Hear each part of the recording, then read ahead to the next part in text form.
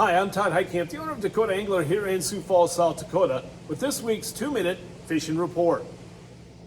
Well, folks, as we head into the middle part of August, and honestly, I want to say, what happened to summer? It just seems like it was here 1 minute and gone the next. And with this week's weather, we're definitely in for a change. We're going to have some cooler weather, and that hopefully will cool the water temperatures down a little bit.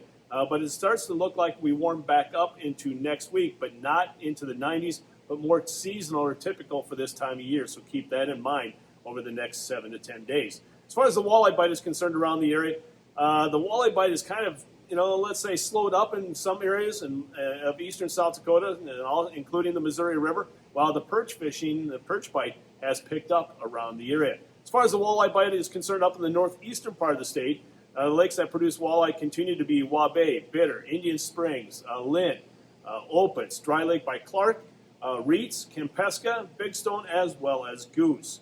Down in the southeastern part of the state, the lakes that produce walleyes included Dry Lake by Willow Lake, Sinai, Thompson, 81 Ponds, Spirit, Madison, as well as Twin. And remember, Twin is a trophy lake. And then a few walleyes were being caught at Ponset, Vermilion, and Loss.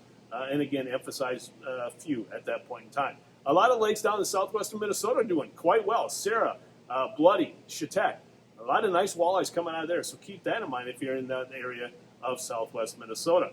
Now, what are the guys doing to catch the walleyes this past week? Again, it's the same tactics that have been working in the past week or two. Continue to produce fish. That is, spinners with crawlers or slow death rigs have been working really well. And then also guys are covering a lot of water looking for those active fish by pulling crankbaits. Salmo Hornets, our #1 selling plug, continues this year. That continues to be very popular. Also, the shaky shads have been working well as the flicker shads.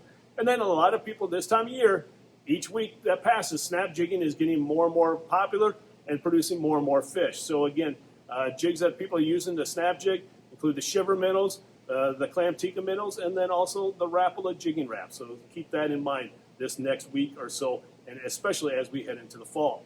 The perch bite around the area is really starting to pick up now. It's only going to get better from here on out, but the lakes that produce perch around the area include Walleye, Bitter, Big Stone, Indian Springs, as well as Dry Lake by Willow Lake, Thompson, a few at Ponset, and then also Madison, Sinai, as well as Twin.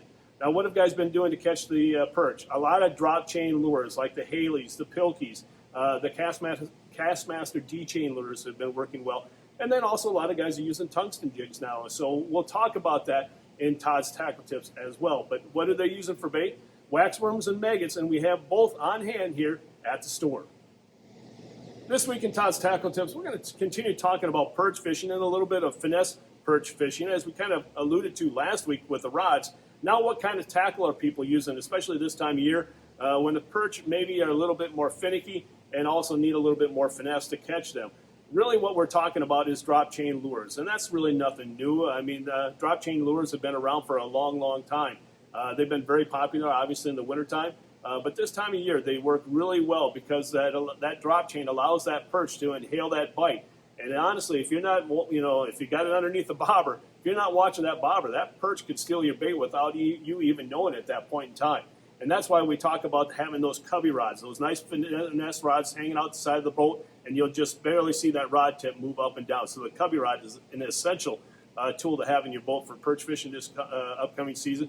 But then also the drop chain lures. Again, as we talked about in the fishing report, the Pilkies, very, very, very, very popular to say the least. The Haleys are also right there. And then also there's some of the lesser known ones that people use all the time include, as you can see over my shoulder, the Perch Talkers by Lindy. We also have the D-Chains by Castmasters, which were new this past ice season. So those work really well. The other thing that a lot of people have been starting to pull out is out of their ice jig box, the exclusive, you have seen it, the exclusive pinhead minnow, the Wonder Bread color right here. And I'll zoom in so you can see it. But a lot of people are starting to use this now. It's not a drop chain lure, but it has that appearance that the perch are really starting to like around there. So a lot of people are coming in looking for the pinhead minnow, our exclusive Wonder Bread color that you're only going to find here at Dakota Angler. So it's available here at the store as well as online. So again, keep that in mind. The drop chain lures are very, very popular. And if also, a lot of people now are starting to use the tungsten jigs that they use for ice fishing. A lot of the popular ones include the Acme ones. The Acme Pro Tungsten Jigs work very well.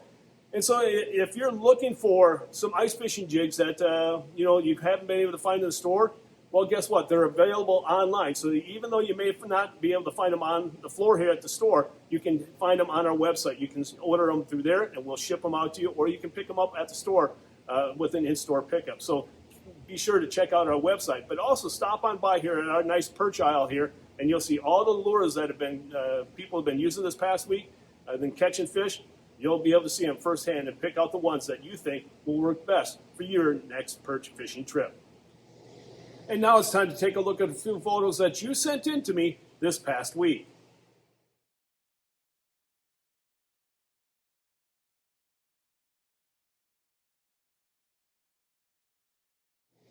And remember, folks, if you'd like your photo included in next week's version of the 2-Minute Fishing Report, please send it to me. Send it to Todd at DakotaAngler.com or post it to our Facebook wall. And if I use your photo, your name will be entered into a monthly drawing for a $25 gift certificate.